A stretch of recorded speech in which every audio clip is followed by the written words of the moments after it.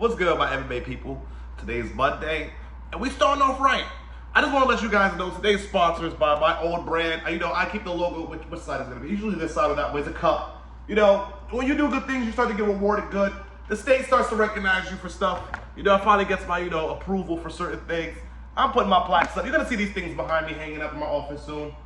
Yeah, I got a whole bunch of other plaques too, going back, talks to the schools and stuff like that. But yeah, that is the small steps. Those are the small steps.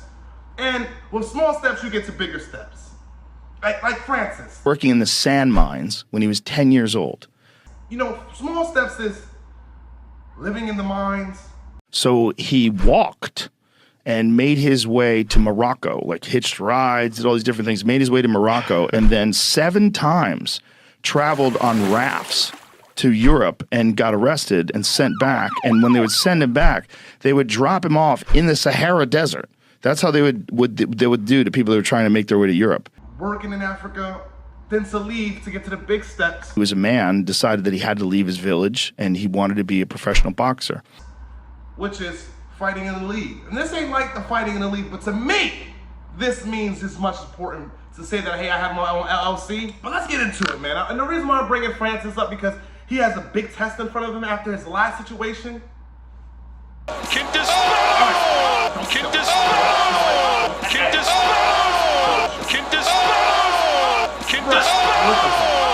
But this test right here will show that Francis still got it, man.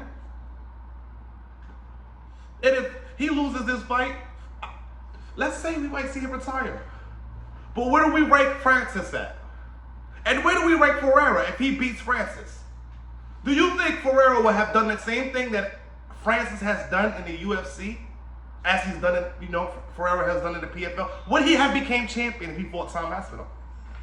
Those are things that you start to question and you start to understand. It's like, okay, if Francis wins, where do we put Francis at? Do we say that, hey, this guy beat Ferreira, so he could possibly beat Tom Aspinall? Because Tom, to me, is still in that rightful stage to say that he's one of the GOATs at this weight, regardless of what organization it is. They always put the UFC as like the highest fighters or like automatically better than all the other fighters, and which sometimes I'm not saying it's not true. But damn it, you can't name one person that was better than Demetrius Johnson when he was in one champ. That was in his weight class in the UFC. I'll wait. I'll pay you guys to tell me who had beat Demetrius Johnson. You can't. But you can say this. Francis Ngannou has a puncher's chance. Has a puncher's chance like majority of us, but his puncher's chances, we got, all right, our puncher's chance is 10% to 20%. His is at a 49. And the difference is we can see that he can use his takedown and his wrestling against this guy. That's what I think is going to go. I think that Ferreira's going to have a hard time with wrestling. I've seen his previous fights when he lost, and I've done my homework on this dude. He's a very great fighter. But you look at some of the fighters like Ryan Bader, and you're like, well, he was a champion of PFL, but he was not a champion for our organization. He was definitely not the champion of our organization. When you look at stuff like that, right, you go, okay, well, he's a champion. Well, ain't there was a guy that got knocked out by Buckley that became champion? Let's roll the clip. On total strikes at the moment.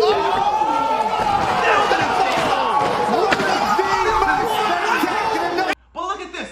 Forget all the craziness. Look at this. Oh my goodness! Kisagana is stunning! Like I told you guys in my previous video, a loss and a knockout doesn't determine your future in this sport. You do. You continue to keep pushing. But Francis got knocked out in boxing, but how did he feel about the MMA? Do he feel more comfortable? Because in boxing, he didn't look like he was himself. And from what I'm hearing, he was tired that fight. I remember being even in the locker, trying to warm up, and then, bro, he wasn't going. I was feeling asleep. I told Eric, like, bro, something, like, I'm feeling asleep. I'm sweating, but I'm feeling asleep. But, I assume that's how some people that I have fought, some people that I beat have feared before. I mean, they treated him as such, like, oh, you wait, you give him times to wait. And I forgot what, I'm gonna bring up the story because when you look at these fights, you take in consideration that a lot of people don't know that behind closed doors, these organizations does a lot of BS. And boxing was one of them. Boxers, they complain about, oh, how such and such is not right, and all these rehydration clauses, and or how they treat their fighters in other states and other countries. Boxers deal with that, but now the MMA is starting to deal with that. We know the Brandon Allen situation I just talked about. I understand it though. They want their fighter to win. But at what cost, man?